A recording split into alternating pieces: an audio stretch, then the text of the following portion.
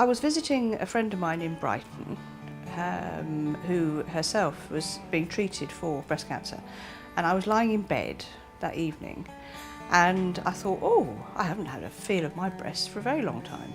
So I had a feel of my breasts and I thought, God damn it, there's a lump. I don't believe this. And this was sort of November time.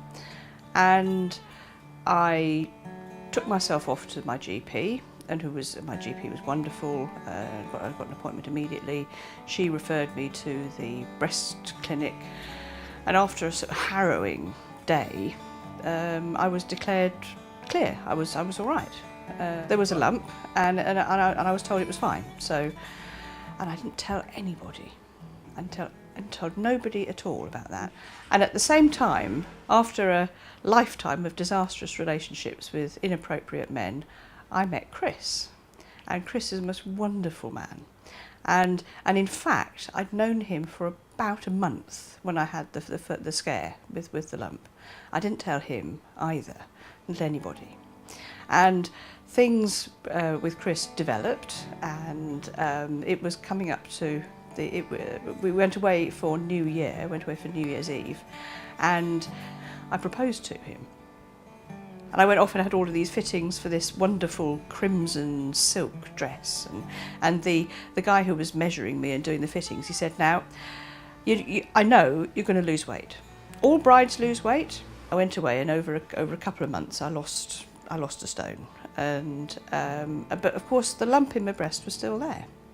And by losing some weight, it became more obvious that the lump in the breast was still there. And I just thought, I wonder if is this normal? Is this right? And at that stage, I was absolutely convinced that there was nothing wrong. I mean, I had absolutely no idea.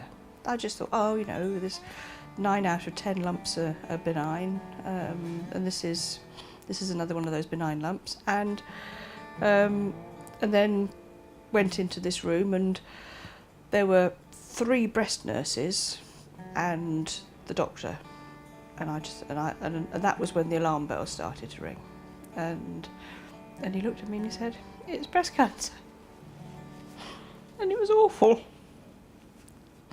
It was really awful, and I thought how incredibly unfair it was, because I'd only just found Chris, and after years of not, suddenly I was happy, and it was just so unfair. With hindsight, I think the one thing that would have helped me at the moment of diagnosis was to know that actually it's not the breast cancer isn't necessarily a death sentence. I think that would have helped enormously. I had 6 months of chemotherapy, and all my hair fell out, and it was relentless. It went on and on and on for so long, and the fatigue was just unbelievable. I mean, it's difficult to describe, actually. Bizarrely, I've never been happier in my life, because suddenly everything falls into place. You realise what's important.